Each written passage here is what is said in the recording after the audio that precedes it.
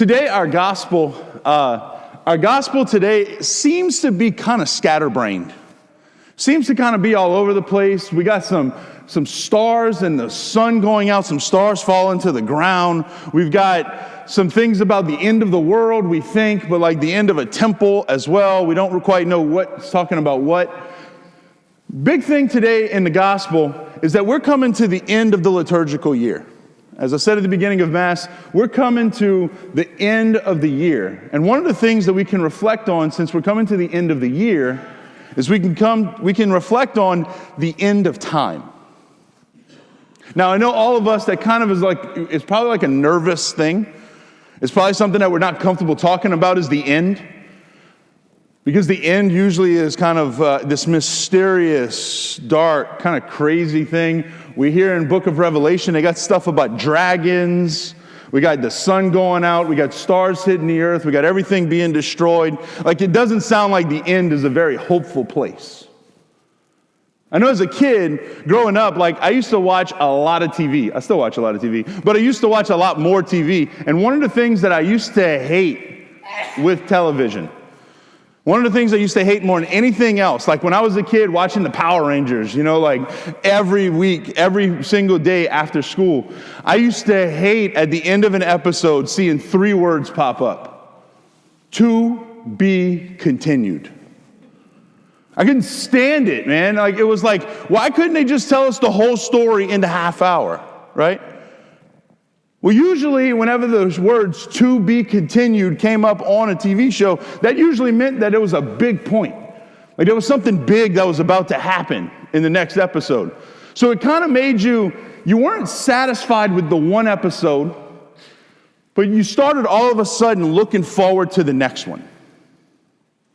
Like there was an anticipation when you saw to be continued that, man, all of a sudden I can't wait till next week to see next week's episode, to see what happens. As an adult with a very, very kid spirit, I love going to see all of the Marvel movies, right? And Marvel, every movie that has come out, every superhero movie that has come out in the past 15 years seems to have, during the credits, kind of like that same kind of little teaser pointing to the next movie. Always pointing to the next movie, getting us excited about the next thing. So you don't leave the movie satisfied and okay, but you leave the movie more thinking what's the next step? What's the next thing? I think us as human beings, one of the things we like to do is to start thinking about what's next. Except when it comes to what's next after death, or what's next after the end of the world.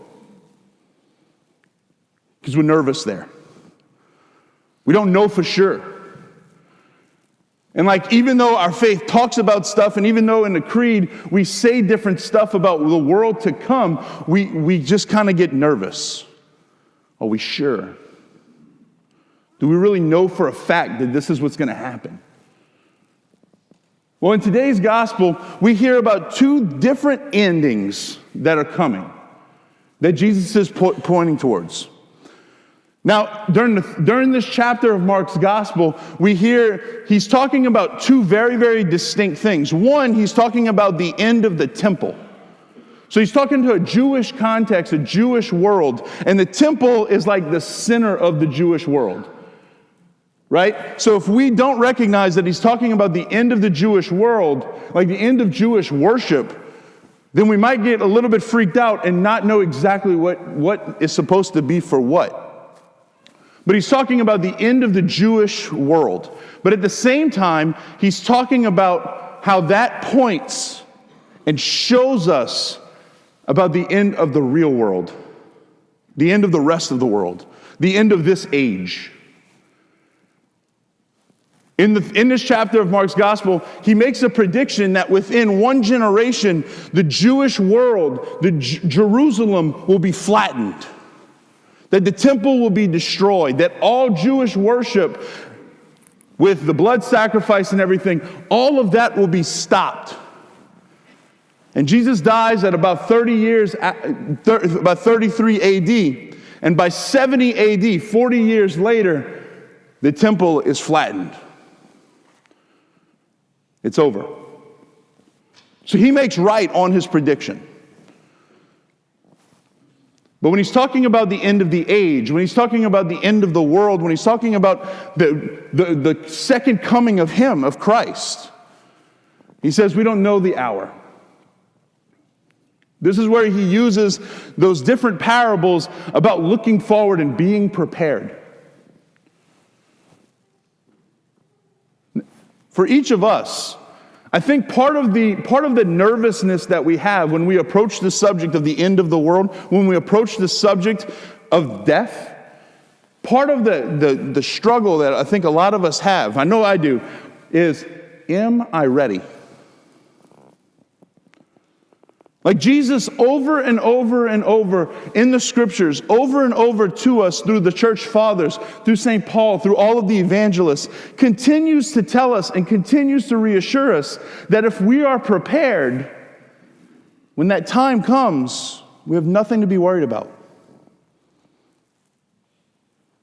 And I know for me, I sit there thinking, well, Lord, am I prepared? Am I ready? What things in my life, Lord, need to change so that I can be ready? Am I prepared for the end when I don't know the day, when I don't know the hour? Am I prepared and ready to go when you call me? I think all of us, during this time of Thanksgiving, during this week of celebration that we have, of this week of really preparing, right? If you don't think that you need to prepare, like you got to know exactly how long the turkey you got to sit out and defrost. We got to know exactly who's going where and what people are coming over, and make sure we got the head count and everything right, because everybody got to have a space around the table. If you're someone who's not worried about Thanksgiving so much, but worried about Black Friday, like you got to know what store you're hitting, when you're hitting it. We got to make sure we got the coffee and the donuts and everything ready to go in the car at like 3 o'clock on Thanksgiving afternoon, because it seems like Black Friday's creeping up more and more and more, right? We got to make sure we're prepared for all these things. Well, when it comes to our soul, are we prepared? When it comes to the questions of, am I going to see the Lord face to face when my time comes? Am I prepared? Am I ready? I think each of us, it would be good for us this week, especially as we're thinking of all the things we're thankful for. Absolutely, that is beautiful, and we should share that around the table on Thursday, no question.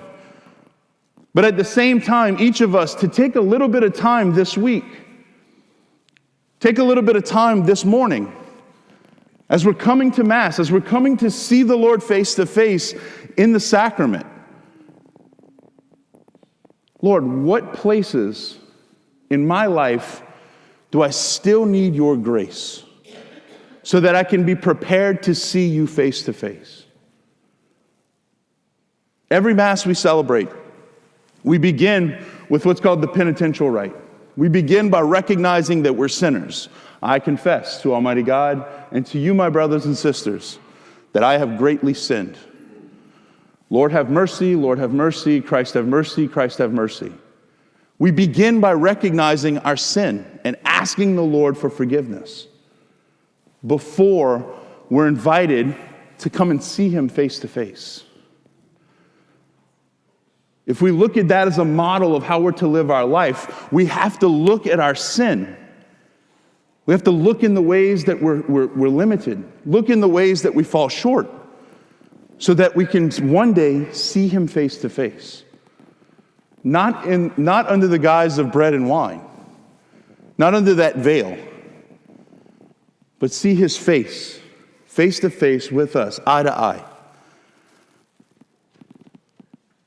As we approach today this altar, as we approach this Mass, let us take a moment, just a moment of silence, simple, easy prayer. Just ask the Lord, Lord, where do I need your grace? Where do I need your help? Where do I still need to grow so that I can be prepared when it's time for me to see you face to face?